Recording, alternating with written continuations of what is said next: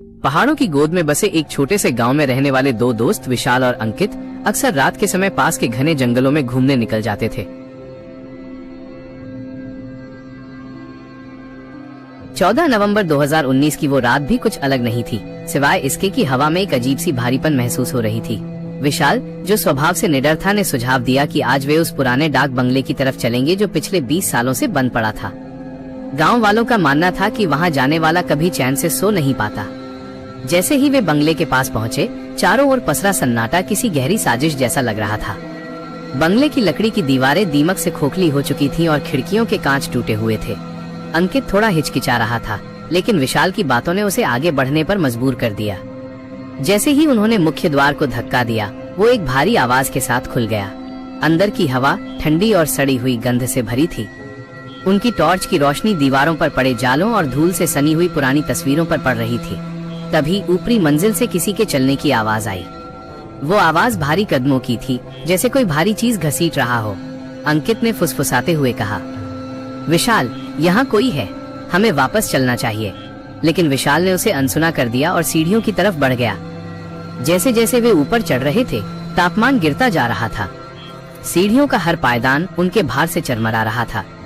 अचानक विशाल की टॉर्च की रोशनी एक कमरे के कोने पर जाकर थमी।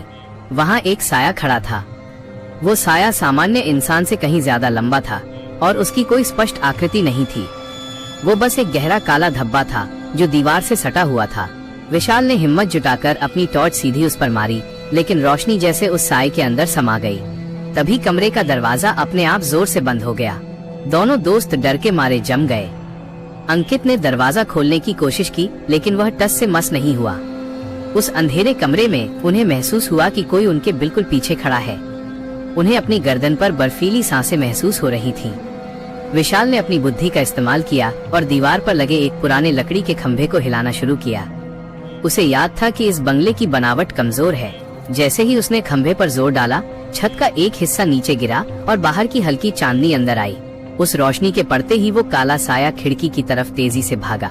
वो साया खिड़की के शीशों को चीरता हुआ बाहर निकल गया, लेकिन ताज्जुब की बात ये थी कि शीशा टूटा नहीं।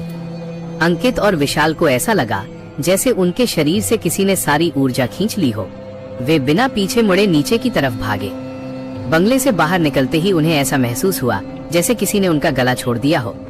वे सीधे गांव की ओर दौड़े और तब तक नहीं रुके जब तक अपने घर की चौखट नहीं देख ली। सुबह जब वे वापस उस बंगले को देखने गए तो उन्हें वहां किसी के होने का कोई सबूत नहीं मिला, सिवाय धूल पर पड़े उन भारी कदमों के निशानों के, जो कमरे के बीचों बीच जाकर अचानक गायब हो गए थे। उस रात के बाद विशाल और अंकित ने कभी उस जंगल की तरफ रुख नहीं किया। वो साया क्या था, आज भी एक रहस्य है। वे दोनों सुरक्षित तो हैं, लेकिन उस रात की दहशत उनकी आंखों में आज भी साफ देखी जा सकती है। ये घटना साबित करती है कि कुछ जगहें इंसानों के रहने के लिए नहीं होती और वहाँ की चुप्पी में कई ऐसे राज दफन होते हैं जो हमारी सोच से परे हैं।